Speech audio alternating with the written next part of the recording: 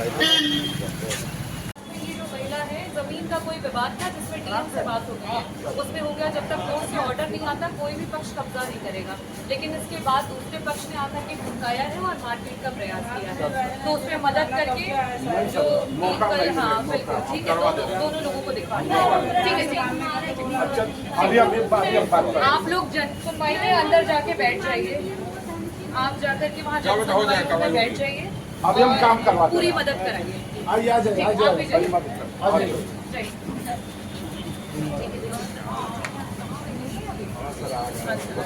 क्या वजह रही है? नमन सोनकर जो है हमारे बीच में एक बच्चा नहीं रहा, और इस तरीके से गोमती नदी जो है वो पुल पे कई सारी ऐसी वारदातें हम लोगों के सामने आई हैं। अभी कुछ दिन पहले एक युवती जो है उनकी भी वहाँ से एक्सीडेंटल जो है मौत हुई। तो इसी वजह से मुझे आना पड़ा कि जैसे हम बनारस में देखते हैं, लखनऊ में देखते हैं कि जो ब्रिजेस हैं जहाँ नीचे रिवर्स हैं वहाँ पे प्रॉपर तरीके से फेंसिंग कराई गई। तो मेरे लेटर में यही मेंशन किया है मैंने कि प्रॉपर फेंसिंग हो। यहाँ पे भी जो हमारे पुल हैं जहाँ से इस तरीके की घटनाएं आए दिन होती रहती हैं उनके रोक के लिए, और साथ ही साथ अगर ऐसी अचानक से कोई घटना हो जाती है तो वहाँ पे जो नाविक हैं उन्हें संविदा के कर्मी के रूप में और ट्रेन करा करके रखा जाए। 8-8 घंटे 6-6 घंटे की ड्यूटी निर्धारित करी जाए कि ऐसी कोई भी हादसा होता है तो उसमें तुरंत जो है व्यक्ति की जान बचाई जा सके। और एसडीआरएफ एनडीआरएफ टीम के लिए भी बात की कि वो टीम जो है एक तरीके से वो रेस्क्यू टीम जो होती है और ना कि वो सर्च टीम होती है। तो खैर उसके लिए ये बात हुई कि जहाँ पे भी बाढ़ पीड़ित या इस तरीके की जगह होती है वहाँ पे उन टीमों को जो है गठित किया जाता है।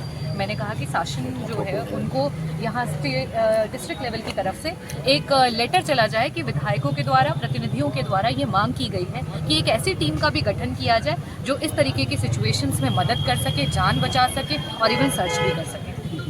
आज इन लोगों को आप लिवा के मैं लिवा के नहीं आई, मैं जस्ट वहाँ से निकल रही थी जिलाधिकारी महोदय जी के ऑफिस से बाहर, तो ये 2 महिलाएं मुझे मिल गई और दोनों मुझे पकड़ करके रोने लगी कि उनकी एफआईआर दर्ज नहीं की जा रही है। तो इसीलिए मैं कप्तान साहब से मिलने के लिए आई और पता चला कि कप्तान साहब किसी बैठक में हैं।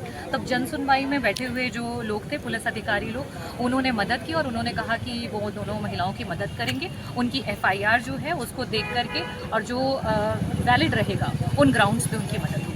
जिनको मैम चोट लगी है वो थाने पे सुनवाई नहीं हो रही है, वो यहाँ कलेक्ट्रेट आके चोट लगा है उसको भटक रहे हैं, क्या थाने पे सुनवाई नहीं हो रही है?